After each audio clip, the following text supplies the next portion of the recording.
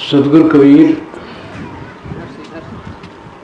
किसी सभा में पहुंचे और उन्होंने कहा, मैं कासो कहूँ को सुने को पतियाए, फुलवा के छूत भंवर मर जाए।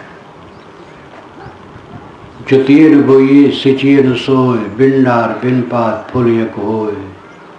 गगन मडल बिच फुल यक फूला, तर भो डार ऊपर भो मूला।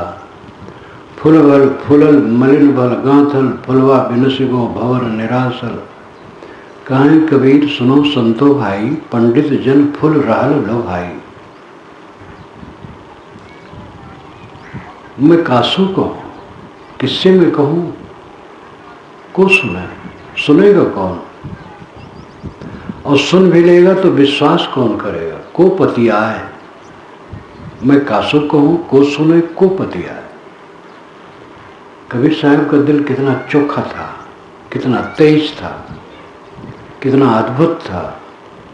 कहने की क्षमता कैसी अद्भुत थी।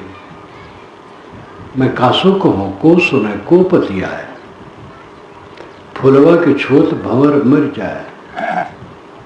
मैं किससे कहूँ, कौन सुनेगा, कौन विश्वास करेगा कि फूल के छूते ही भंवरा मर जाता है। और कोई विश्वास नहीं करेगा, क्योंकि फूल में भंवरे और मस्त होते हैं, मरते नहीं। भंवरों के लिए तो फूल जीवन है। साहब कहते नहीं, भंवरा फूल को छूते ही मर जाता है। और फूल कैसे होता है? जुतिए न बोइए सिंचिए न सोए। न जोता जाता है, न बोया जाता है, न सींचा जाता है। बिन डार बिन पात फूल यक हुए, बिना डार पात के एक फूल होता है। अब इसको भी और कौन सुनेगा? जोता भी नहीं जाता है, बोया भी नहीं जाता है, सींचा भी नहीं जाता है, फिर भी फूल होता है।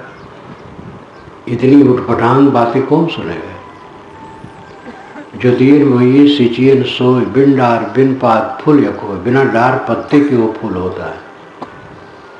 गगन मंडल बिच फूल यक फूला, और आकाश मंडल में फूल खिलता है। ये और असंभव कहावत है।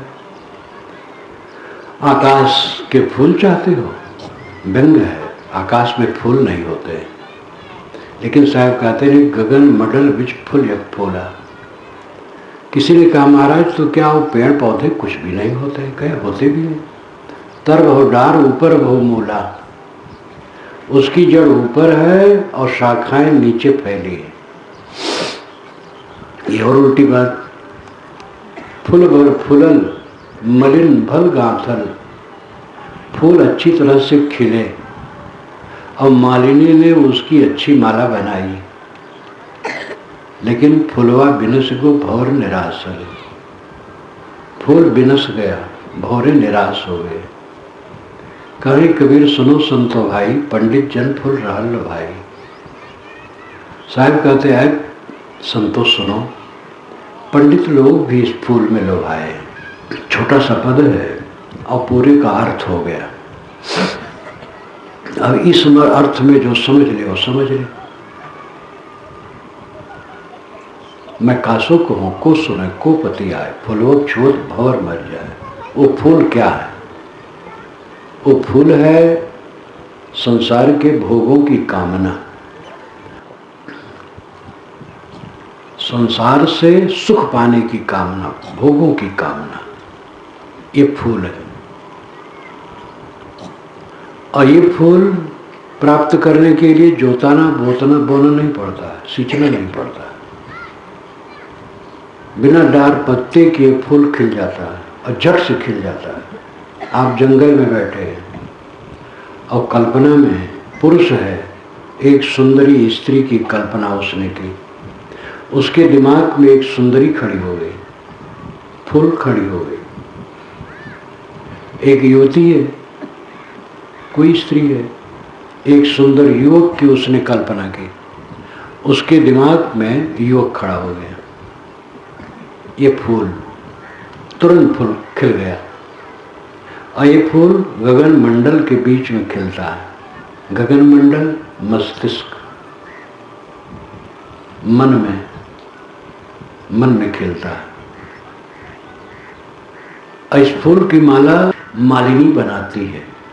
मालिनी जो माला बनाने वाली है, ये है चित्तवृत्ति। चित्तवृत्ति कितनी कल्पनाओं की माला बनाती है। ये होगा तब ये होगा, तब ये पाऊंगा, तो ये भोग होगा, तो ऐसा होगा, तो वैसा होगा। एक युवक के मन में कितने फूल खिलते हैं और उसकी मनोवृत्ति कितनी माला उसकी बनाती है, लेकिन फूलवा बिनसिबो, वो फूल बिनस जाता है। सारे ख्वाब समाप्त हो जाते हैं। आज से 50 वर्ष पूर्व एक शहर में एक पूंजीपति की लड़की ने मुझसे कहा था, विश्वविद्यालय में पढ़ी थी, इंग्लिश, संस्कृत, हिंदी, पर्सनालिटी उसकी दिव्य बुद्धि, तेज। कहा साहब पढ़ती थी और खाती पीती थी मस्त, समझती थी कि दुनिया में केवल सुख है, और जिस सुख के लिए मेरी बड़ी कल्पना थी, बड़ा नक्शा था, वो ससुराल का था। जब पति मिलेगा और ससुराल जाऊंगी फिर क्या पूछना, स्वर्ग। विवाह हुआ, उसके बाद लगा कि दुनिया क्या है। अब लगता है कांटे हैं दुनिया में, फूल नहीं। जितनी कामना करोगे उतने कांटे आएंगे। तीव्र कामना है वही फूल है, वो फूल नहीं रहेगा, कांटे रहेंगे।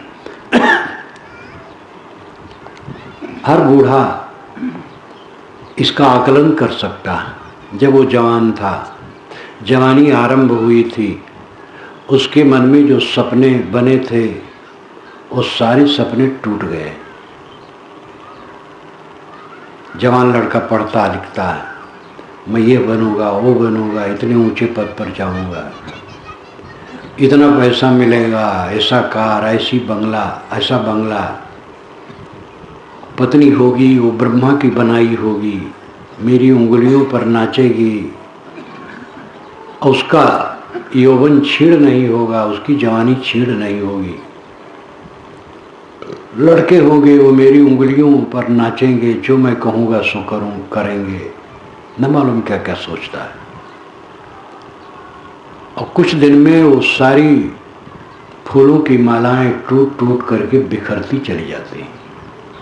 जीवन की यही कथा है। फूलों का स्वप्न और कांटों का भोग। स्वप्न है फूलों का, भोग है कांटों का। ये किसी का दोष नहीं है, प्रकृति ही ऐसी है। सारी चीजें जोड़ से बनी हैं, एक एक कण मिल करके वस्तुएं बनती हैं। लड़के और लड़की दोनों को पसंद करते हैं आजकल, पसंद करके शादी होती है। शादी के बाद लगता है कि पत्नी की आंखें छोटी हैं, और वही उसको खटकता है। तो कहीं कद खटकता, कहीं रंग खटकता, कहीं कुछ खटकता। लड़कियों को पद खटकता है, ऐसा ठीक नहीं, ऐसा नहीं, ऐसा नहीं। एक ऊंचे स्तर के परिवार में पति योग्य, बड़ा इंजीनियर, हाथ उसके थोड़े से छोटे थे। इसको लेकर के उसकी पत्नी इतनी नाखुश होने लगी, एक दिन उस पर थूक दिया, और बहुत हो गया तो तलाक हो गया। और इतना क्लेश में उसका जीवन बीता दोनों का। अब शायद है कि नहीं है, ये घटना भी 30 वर्ष पुरानी होगी। अब आजकल ऐसी घटनाएं तो और बढ़ रही हैं। पढ़े लिखे समाज में ये बात और बढ़ रही है, अशिक्षित समाज में भी है। प्रकृति तो हर जगह है, लेकिन शिक्षित समाज में बहुत तेजी से बढ़ रही है। अहंकार जितना बढ़ेगा दुख उतना बढ़ेगा। जो हमारे मन में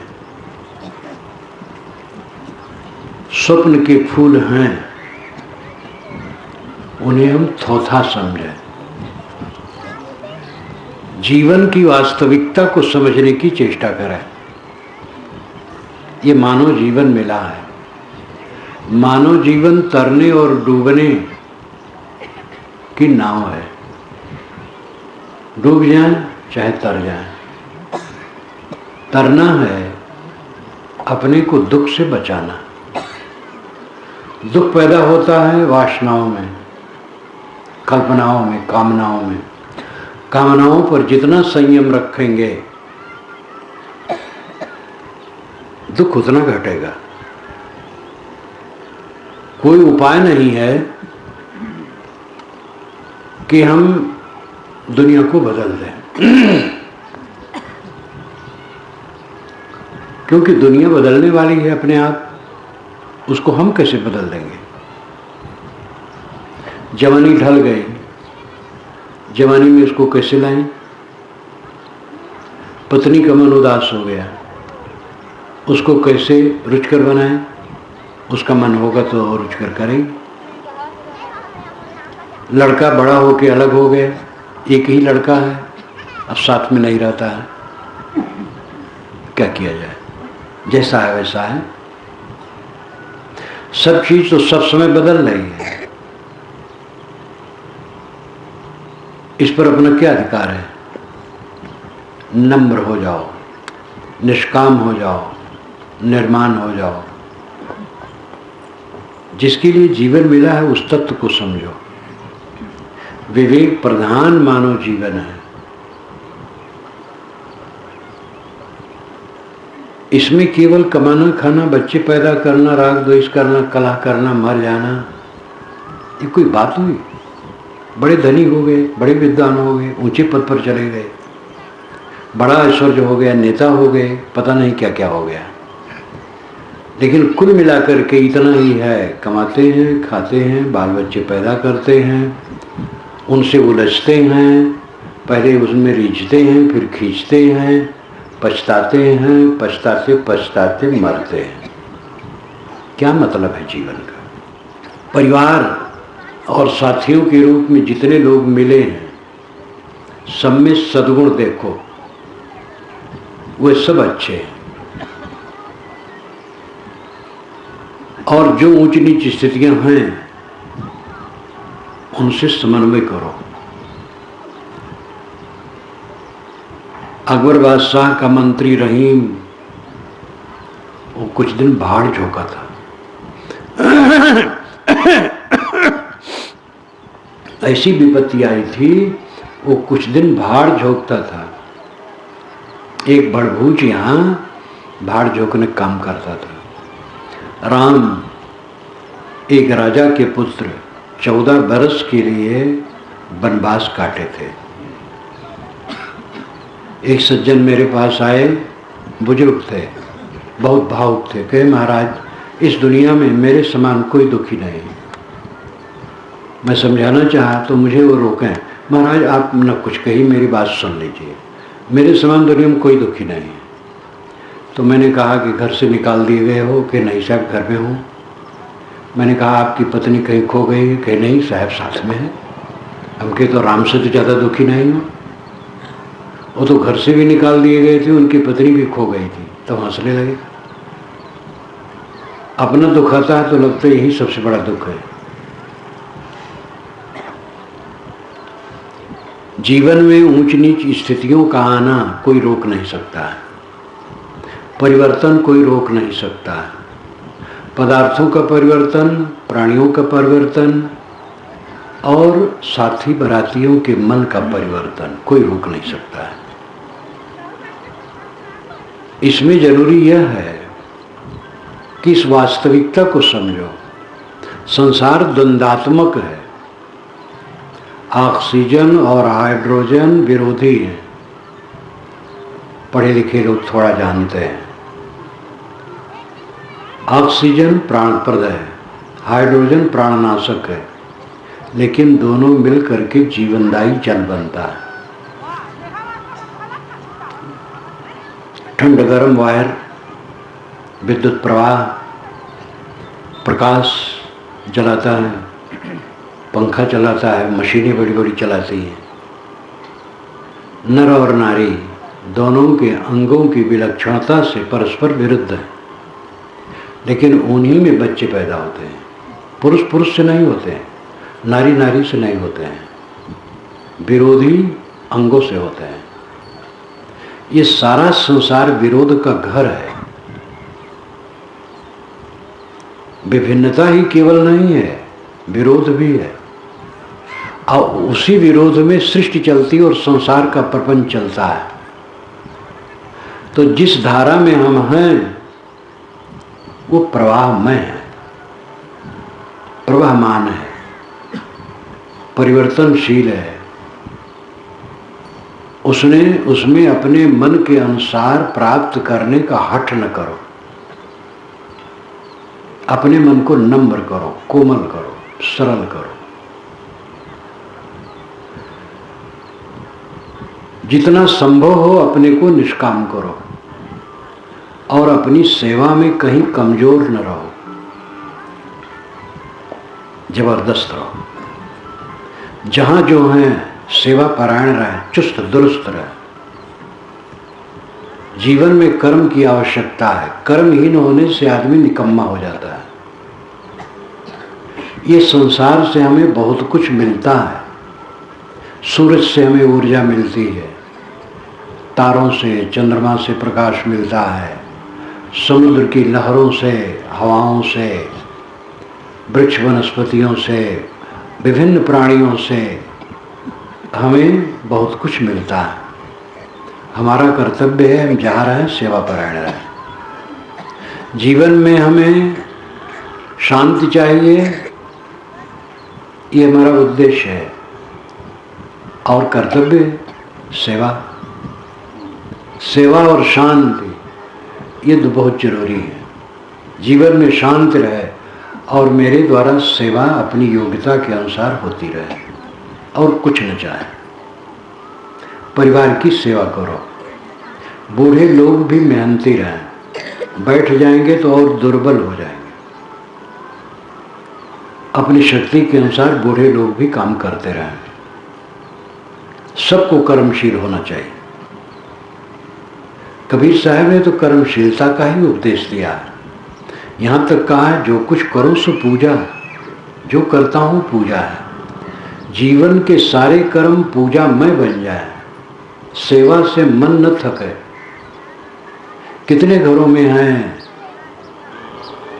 अगर जेठान ने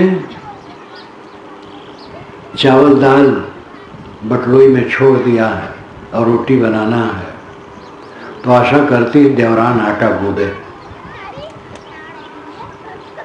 एक दूसरे की हिजगा पटेती में पड़े रहते हैं। देवरान हो या जेठान, सास हो या बहू, कोई भी हो, डट करके काम करे, दूसरा अपने आप करेगा। देखो मत कि कौन करने आ रहा, स्वयं करो। ये तो उदाहरण हुआ। कहीं भी रहो, कर्मशील रहो। कर्मशील रहोगे, दूसरे लोगों में अपने आप प्रेरणा आएगी, वही भी कर्मशील होंगे। सेवा और शांति, शांति हमारे जीवन का फल है और सेवा कर्तव्य है। दोनों में जो विनम्र होगा, निष्काम होगा, निर्माण होगा, वही सफल होगा। कोई सेवा का काम करना चाहो तो उसमें आप तभी सफल होगे जब विनम्र रहो, निष्काम रहो। विनम्र और निष्काम नहीं रहोगे, आप सेवा नहीं कर पाओगे। सेवा का जितना विस्तृत रूप होता है उतना सहन करने की जरूरत होती है, क्योंकि जितना बड़ा काम होगा उतना ज़्यादा लोगों के सहयोग की जरूरत पड़ेगी। अब अगर आप विनम्र न रहेंगे तो सहयोग आपको नहीं मिलेगा। आपके घर वाले ही आपका सहयोग नहीं करेंगे। अगर विनम्र है, निष्काम है, निर्माण है, सरल हैं तो उत्तम मध्यम कनिष्ठ संस्कार के जितने लोग हैं सब सहयोग करेंगे। बड़ा काम और करना है, उतना नम्र होना चाहिए। नेताओं से तो सीखना चाहिए। नेताओं को सामने गाली मिलती है लेकिन वो मुस्कुराते हैं। दो साधुओं के झगड़े को लेकर के एक नेता ने मुझसे कहा, साहब ये कैसे साधु हैं, आपस में झगड़ा करते हैं, हम तो नेता हैं और हमें कोई गाली दे हम उन पर FIR करें, कब तक कितना FIR करेंगे। हमें लोग गाली देते हैं, हम मुस्कुराते रहते हैं और फिर समय से 19 मिलते हैं और उनसे काम लेते हैं। मैंने कहा भाई आपकी बात मुझे बहुत अच्छी लगी, बहुत बढ़िया बतवाया। थोड़ा बुजुर्ग है, वकील भी रहा, वकालत तो कम करता पर राजनीति ज़्यादा करता है। अब आप लोग जानते ही होंगे आसपास राजनेता होते हैं, राजनेता बहुत सहनशील होते हैं, लोग गरियाते रहते हैं, उल्टा पलटा कहते रहते हैं, उत्साहते रहते हैं। राजनेताओं से भी सीख लेनी चाहिए। जिसका दायरा जितना बड़ा होगा उसके जीवन में उतनी उपद्रव आने की संभावना होगी और जितना वो सहनशील होगा उतना उसमें वो सफल होगा। गाली देने में अपना नुकसान है, गाली पाने में नुकसान नहीं। अगर हम गाली देते हैं, उद्वेगित होते हैं, उलझते हैं तो हमारा नुकसान है और हमें कोई गाली देता है हमारा कोई नुकसान नहीं। मनसाय क्रिया को फल है, बिन मनसाय न अर्थ। मनसा और क्रिया का ही फल अपने ऊपर होता है। जैसा मन और कर्म है वैसे फल होगा। हमारे मन में किसी के लिए द्वेष नहीं, ईर्ष्या नहीं, क्रोध नहीं है, हानि करने की इच्छा नहीं है। हम न गाली देते हैं, न ईर्ष्या करते हैं, न क्रोध करते हैं। हमारा क्या नुकसान होगा। हमें कोई गाली देता है वो अपना नुकसान कर रहा है, हमारा नुकसान नहीं है। अपना कल्याण अपने हाथ में। पेट गड़बड़ होता है, अपनी असावधानी है। खाने पीने में असावधानी है, बिना टाइम के खाए हैं, अधिक खाए हैं, बिना भूख के खाए हैं, गलत चीज़ खाए हैं, उन सब बातों पर सावधान हो जाइए, पेट ठीक हो जाएगा। मन में उद्वेग है, अशांति है, बेसमझी है, हमारी गलत कर्म है, बेसमझी को दूर कर दे, कर्म को ठीक कर दे, मन शांत हो जाएगा। ये तो पारक सिद्धांत है कबीर साहब का, स्वावलंबी। और अध्यात्म का जो सार स्वरूप है सब जगह स्वावलंबी है। छान करके देखा जाए, वेदों में, शास्त्रों में, पुराणों में, कुरान में, बाइबल में, हर जगह इस मुद्दे पर सब आ जाते हैं कि अपने को सुधारो तब बेड़ा पार होगा, नहीं तो नहीं होगा। फिर भावनाओं में बहने वाले हैं लेखक और कवि और धार्मिक लोग। पारक सिद्धांत तो आदि से अंत तक केवल ठोस ठोस कुल अपने ऊपर निर्भर है। अपने को हम नरक में डालें, स्वर्ग में रखें, बंधन में रखें, मोक्ष में रखें, ये हमारे अधिकार की बात है और यही असलियत है, यही पारक सिद्धांत है। परख करके समझना। अपने मन को हम विकारी बनाएंगे तो अलग कहीं नरक होता है। मन में राग द्वेष है, यही नरक है, उसको न बनाएं। प्रेम, समता, शील का बर्ताव करें, स्वर्ग है। मोह बनाएंगे, मोह ही तो बंधन है और कुछ है। और मोह नहीं बनाएंगे तो बंधन क्या होगा, अपने अधिकार में है। प्रलोभन छोड़ना होगा। अनादिकाल से जो आदत लगी है उसको जीतना। काम वासना की आदत, लोभ, लालच, इंद्रिय लंपटता, दूसरे पर अधिकार जमाने की कामना, स्वामित्व और संपत्ति को लेकर के सारा रोग है। संपत्ति हमारे पास अधिक रहे और हमारे में स्वामित्व रहे, हमारी बात सब माने, जो मैं कहूँ वैसे सब करें और मैं किसी का न मानूं। इसी को लेकर के सारा रोग है। स्वामित्व और संपत्ति के अहंकार को छोड़ देने वाले को कोई परेशानी नहीं। पूरी संपत्ति उपति को धावे, सो बिरवा संसार ले आवे। ये साहब की एक छोटी पंक्ति है। मनुष्य संपत्ति और पति नामों ही स्वामीपन, संपत्ति के लिए दौड़ता है और स्वामित्व के लिए दौड़ता है। अधिक से अधिक हमारे पास हो। घर में 4 भाई हैं तो अन्य 3 भाइयों को कम मिले, हमें ज़्यादा मिले। 2 भाई हैं तो अब तो भी हमें ज़्यादा मिले। एक साथ हैं तो भी हमें सब चीज़ ज़्यादा मिले। और मेरा ही चौधराना घर में चले, दूसरे का न चले। यही दुख का कारण है। अपने को सेवक समझ लें हम स्वामी नहीं हैं। स्वामी मान लेना ही अपने को डुबाना है। हम सेवक हैं, सेवा करना। और संपत्ति सबकी है। समय सबे भूम गोपाल के, सब भूम गोपाल का है। जो गौ पाले, गोचारण करे, उसका है। और यहाँ लक्ष्मी पर्थ में कृष्ण है, लेकिन कृष्ण के पहले भी गोपाल थे। तो एक की चीज ये नहीं है, सार्वभौमिक सबकी है, साझे की जगह है। स्वामित्व की इच्छा रखने वाले चले गए संसार से, उनका स्वामित्व क्षणिक रहा। जो अपने पर स्वामित्व कर लेता है, उसका स्वामित्व शाश्वत हो जाता है। जो अपने मन इंद्रियों का स्वामी है, प्रसन्न चित्त, निर्मल मन, परम सुखी। ये बिना डार पात का फूल कामनाएं हैं, और ये कामनाएं जीव को रुलाती हैं। फुल भल फुलल मलिन भल गांथल, मनोवृत्ति कामनाओं के फूलों को खूब सजाती है, लेकिन फुलवा बिनस जाता है। अभी एक मेरे ब्रह्मचारी ने कहा, कुशल पूछा, अभी आया उत्तर प्रदेश से 4 लोग आए हैं। वो ब्रह्मचारी ज़्यादा मज़ेदार आदमी है। मैंने कहा बताओ प्रसन्न है? कि हाँ प्रसन्न हूँ, लेकिन मेरे मन में कुछ आता है तो मैं लिख देता हूँ तो कुछ दिन के बाद उसको पढ़ता हूँ तो सोचता तो बेकार है, न लिखो तो घूमता रहता है।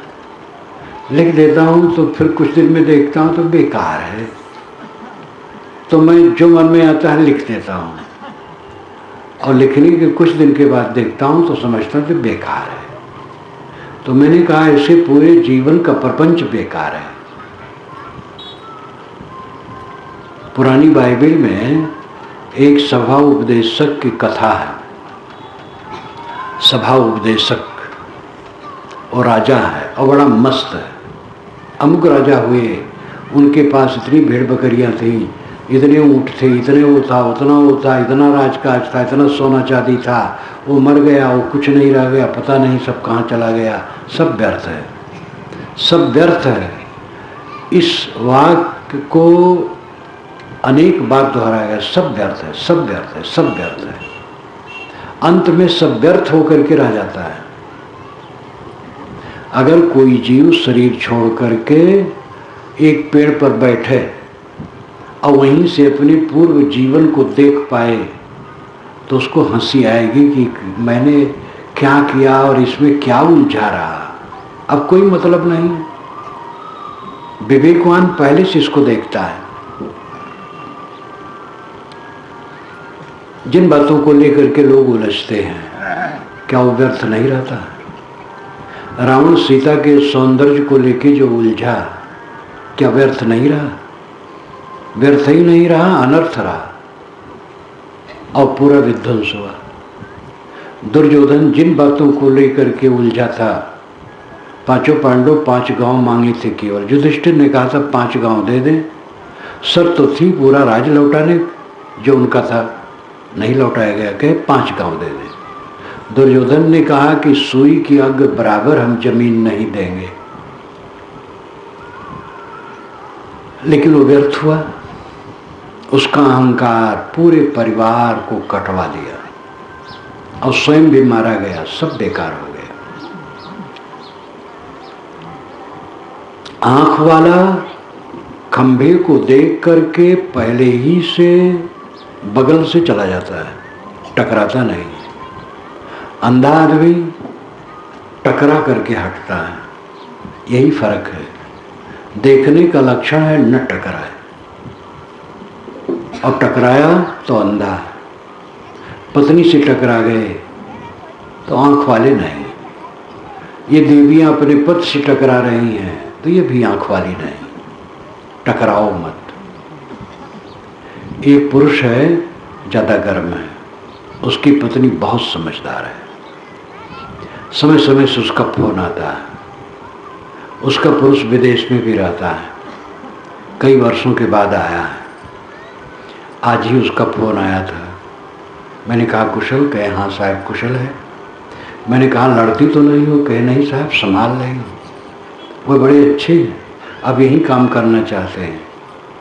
अब बस आपकी बात याद रखती हूँ, जब से आए हैं अभी टकराहट नहीं हुई है। तो मैंने कहा अपना संभालना, तुम झुकी रहो, बस ठीक रहेगा। कहे अब समझ में बात आ गई है। उनके मन के विरुद्ध कह देने से तुरंत भड़क जाते हैं, तो मैं संभालती हूँ। मैंने कहा यही रास्ता है, अपने को संभालना, दूसरे को संभालने का अपना कोई अधिकार नहीं। और बहुत समझदार है। देवियाँ कितनी है, बहुत समझदार होती हैं। कितने पुरुष समझदार होते हैं। कुछ पुरुष होते हैं जो कम समझते हैं, कुछ देवियाँ होती हैं वो उद्दंडता का बर्ताव करती हैं। लेकिन जो समझदारी का काम न करेंगे, उद्दंडता का करेंगे, वो दुख पाएंगे, पछताएंगे और जीवन हार करके जाएंगे। साहिब ने कहा है हारा सो हरि को मिले, जीता जमपुर जाए। जो हारता है वो हरि को मिलता है और जो जीता है वो यमपुर जाता है। अपने से हार जाओ तो हरि को मिलो, और जीतना चाहोगे तो यमपुर में जाओगे। हार जाने मतलब क्या है? गम खा लेना, सिर झुका लेना। सब जगह सिर झुका करके चलना सीखो। शिकायत करना बंद करो। पत्नी की शिकायत, पति की शिकायत, पुत्र की शिकायत, बहू की शिकायत, देवरान जेठान की शिकायत, पड़ोसी की शिकायत, किसी की भी शिकायत करना बंद करो। सब अच्छे हैं। आपके पास जो लोग रह रहे हैं सब अच्छे हैं, बुरे नहीं, बड़े अच्छे हैं। अच्छाई दृष्टि लाओ और सब अच्छे लगने लग जाएंगे। बुरी दृष्टि रखोगे हरदम बुराई, हरदम बुराई। ये तो हमारा अहंकार ऐसा है कि हम मानते हैं कि जो हमारे आसपास हैं उनके खाने पीने का ढंग गलत है, उनके कपड़े पहनने का ढंग गलत है, बोलने का ढंग गलत है, उठने बैठने का ढंग गलत है, काम करने के ढंग गलत हैं। हम अपने साथियों के बहुत सी बातों को गलत दृष्टि से देखते हैं, और ये मानसिक विकार हमें काटता है। सबका स्वभाव अलग है, रुचि अलग है, संस्कार अलग है, गुण कर्म अलग हैं। तो सब एक ढंग से कैसे होंगे? भिन्न भिन्न रहेंगे, उनका स्वभाव भिन्न रहेगा, रुचियां भिन्न रहेंगी। उनको सहना सीखो। माल्यम कस्य विचित्र पुष्प रचितम पीत न संजायते।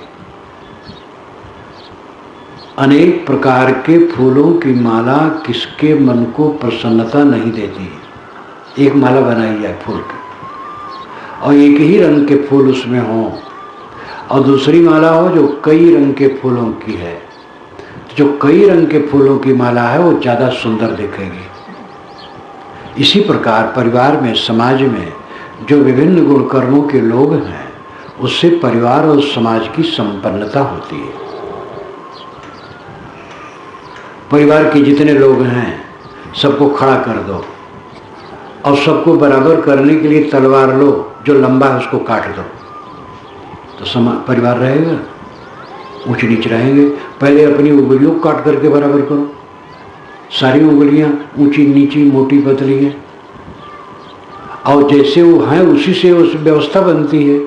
अगर एक ढंग से मोटी और पतली और उतनी बराबर रहें तो व्यवस्था अच्छी नहीं बनेगी। इस संसार में विविधता स्वभाव है। सबसे सहन समता का बर्ताव करो। पहले निश्चय कर लो हमारे साथ में जितने लोग हैं सब अच्छे हैं, और उनमें अगर कोई गलत है तो मैं गलत हूँ, मैं अपनी गलती को संभालूं। इस प्रकार कोई दीन हो जाए, विनम्र हो जाए तो परम सुखी रहेगा ही। उसके द्वारा और लोग भी सीख लेंगे। विनम्रता, संतोष, त्याग, क्षमा का प्रभाव हमारे ऊपर पड़ता है। हमारे पास में रहने वाला कोई व्यक्ति है जो खामोश है, कट शब्द सुन करके भी कट नहीं कहता, संतोष रखता है, गम खाता है, विनम्र है, उसका प्रभाव हमारे मन पर भी पड़ता है। अत्यंत उद्वेगक आदमी भी सहनशील को देख करके उसकी प्रशंसा करता है। हमारे जीवन में सुख शांति की धारा बहे, ये जीवन की सफलता है। और ये समझ लो, केवल धन बटोर कर, जन बटोर कर, पद पाकर, दुनिया की चमक दमक से संपन्न होके ये सफलता किसी को नहीं मिलती है।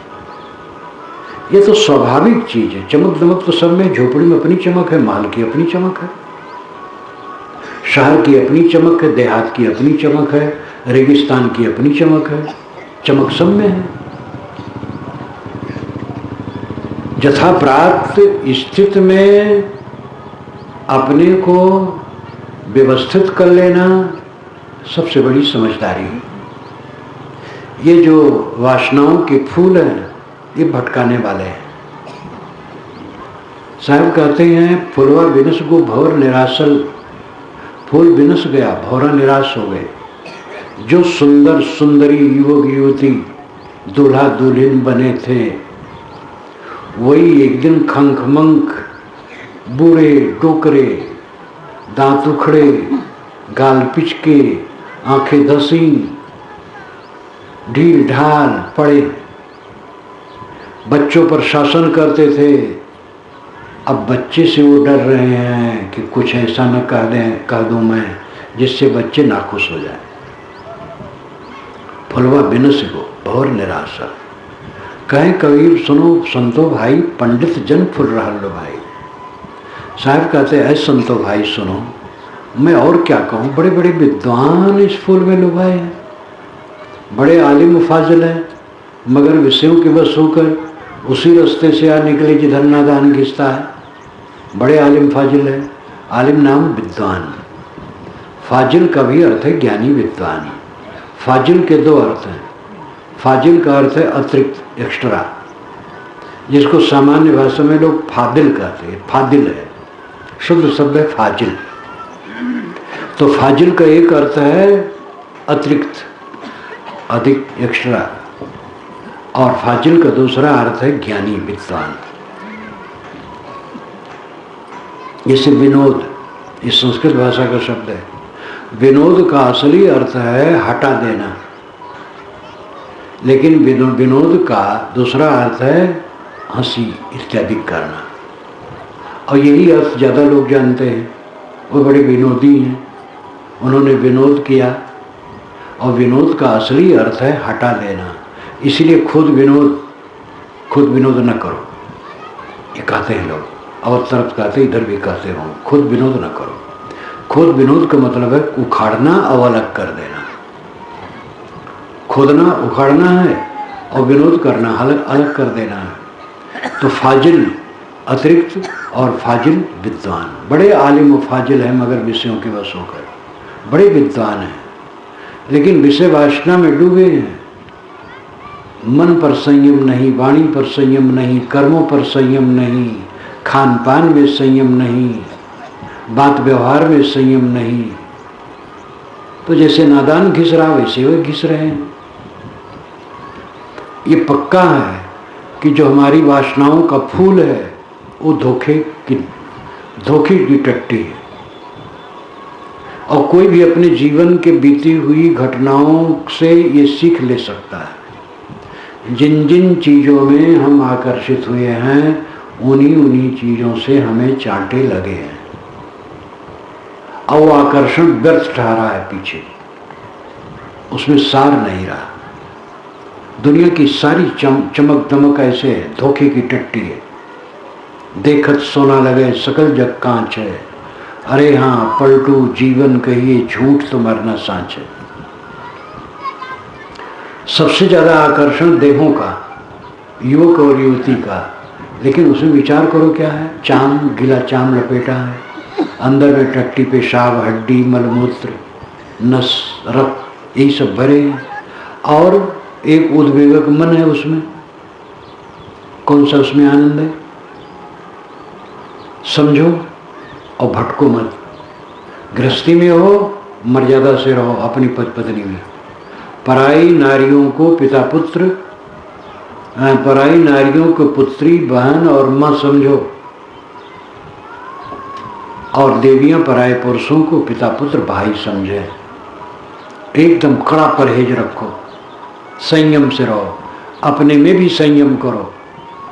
धीरे धीरे अपनी आत्मा की तरफ चलो, अपने घर की तरफ चलो। देखो आप लोग सब बैठे हो और संकल्प भी होता होगा समय समाप्त हो रहा, आप घर जाऊंगा। घर जाने में कितना आनंद है, लेकिन अपने असली घर को जान जाओ, फिर क्या पूछना। जिस घर में यहाँ से उठ के जाओगे वो घर तो थोड़े दिन का है, लेकिन जो असली घर आपका है वो आपका आत्मा है। मन को समेटो, आत्मलीन हो जाओ, अपने घर में पहुंच गए। उस घर को समझो। हम तो कबहू न निज घर आए, अपने घर में हम नहीं आए, भटकते रहे भटकते रहे भटकते रहे। अपने आत्मा रूपी घर को समझो।